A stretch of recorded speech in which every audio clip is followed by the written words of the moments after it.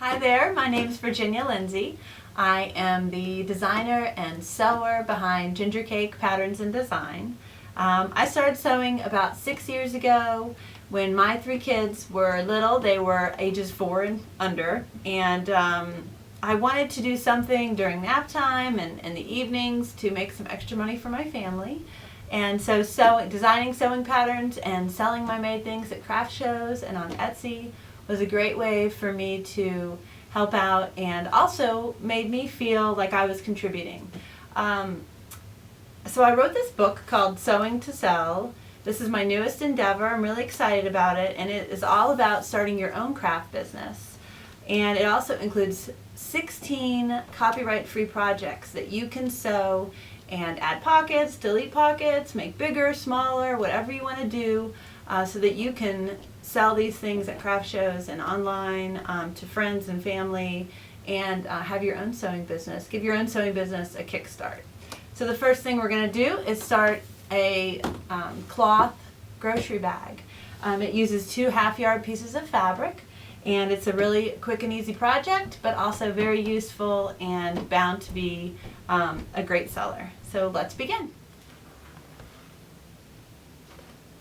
So the first thing we do is we make our pattern piece. You want to trace your pattern piece from the paper that you get in the book. I traced on butcher block. I have a big roll of butcher block, and I traced out my pattern piece right here. And then I wrote my instructions on the fold, and you know what it is. This is what I keep, and then I fold this back up and keep it in the book. And we're going to use 2 cuts of half-yard fabric. This is a really standard cut you can order online. This is this really cute new cotton and steel fabric.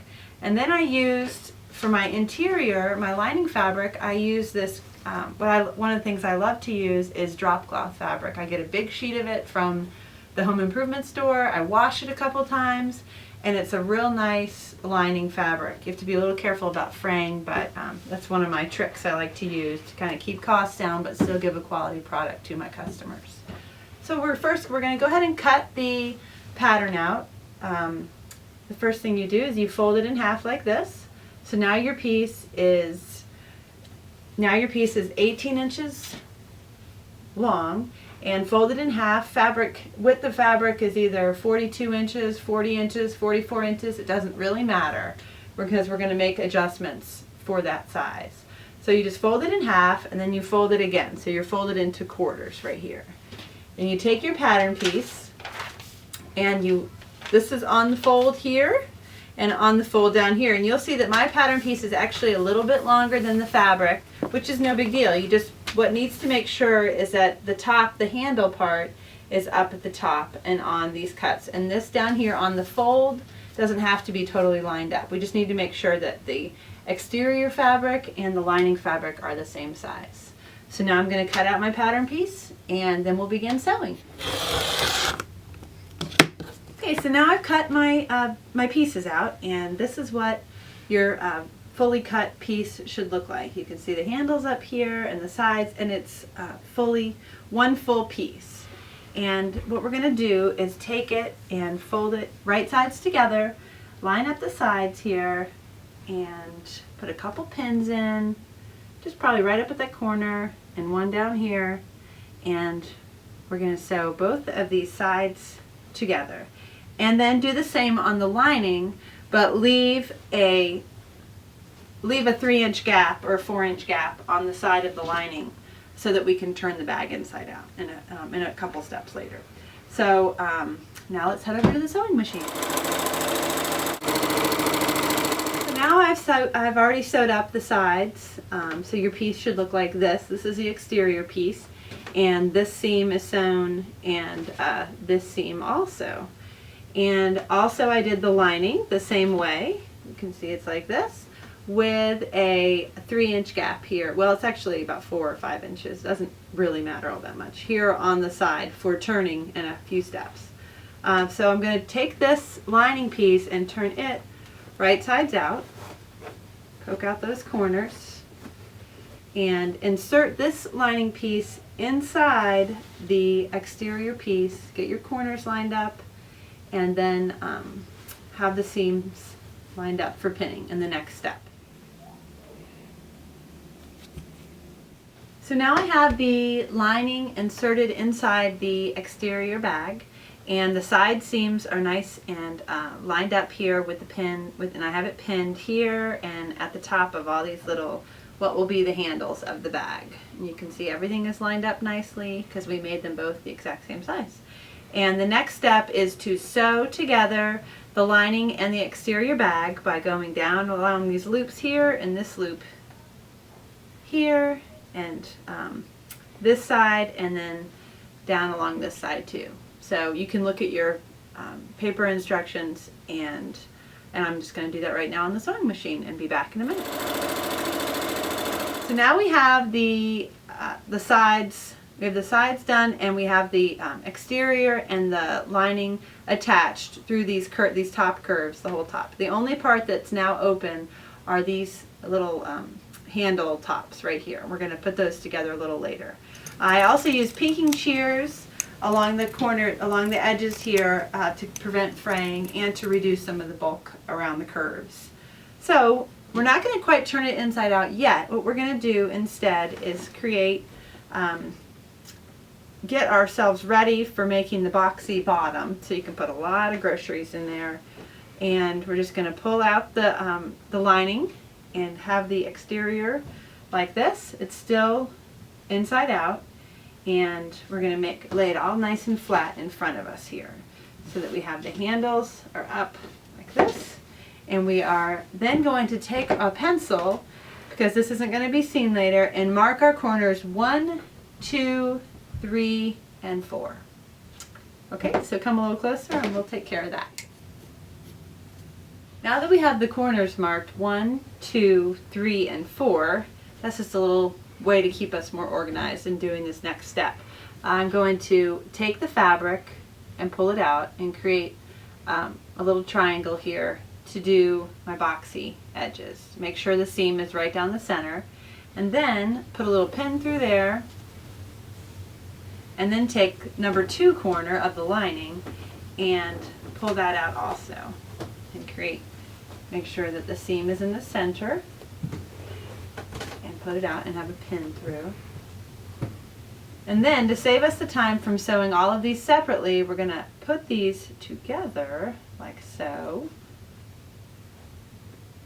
Get them nice and lined up.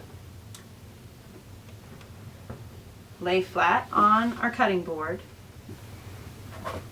and take your clear plexiglass ruler and mark 3.5 inches down from the tip of the triangle. And use a pen, make sure it's nice and straight, and use a pencil to mark across. Put a couple pins in there to hold it nice and flat.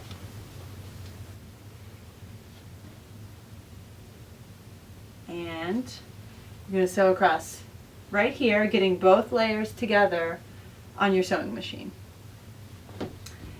And repeat on the other side. Okay, let's head to the sewing machine.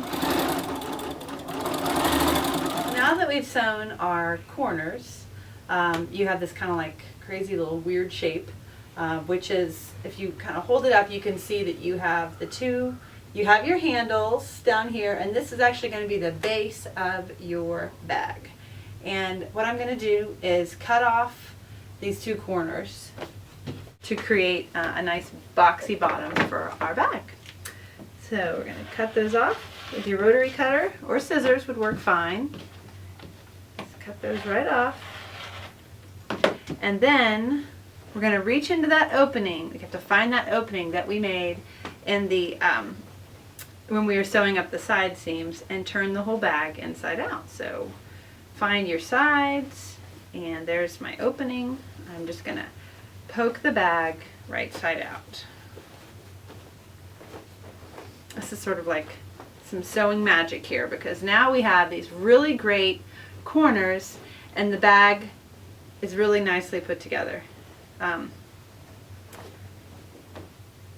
You can see the boxy bottom of the bag, see it's coming together.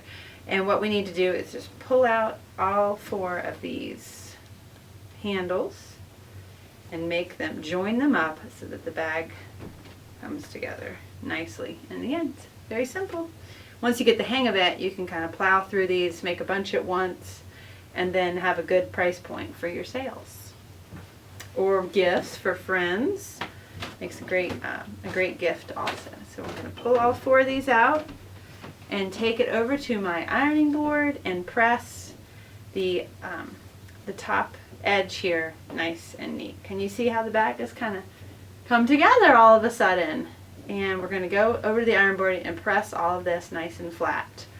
Okay, I'll be right back with you. Okay, so now I have the bag all nicely pressed all around the seam here. You can see it's nice and crisp. And the other thing I did to complete making the handles was I pressed under this one side of the bag. I pressed under these openings so you have a nice crisp fold there. And I'm going to take the unfinished side, which I didn't fold under or press under, and insert it right into this opening. And we're going to do that on both sides. And then you pin it down and take it to your sewing machine and sew it closed. The other thing you need to do to finish up the bag is to sew up the opening in the lining so that you have the bag nicely finished on the inside. And what I usually do is I take those openings, I press them under, the raw edges, I press them under, and then I just do a nice little top stitch pretty close to the edge, like an eighth of the inch to the edge, or even closer if you can, and close that up. And that's on the inside of your bag and won't be noticed. That'll be a nice enough finish for that. So I'm going to head to my sewing machine and finish it up.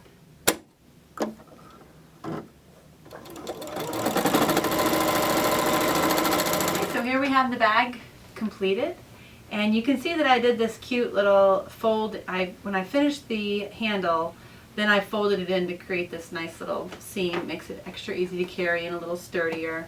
So it's a really cute bag, and you can make it in sets to sell or for your family and friends. It also doesn't have to just be a grocery bag. I mean, it's a great tote for going to the beach or whatever, library books, whatever you might want to use it for. So I hope that you get to make one, and all the detailed instructions are here in my book, Sewing to Sell. Thanks so much.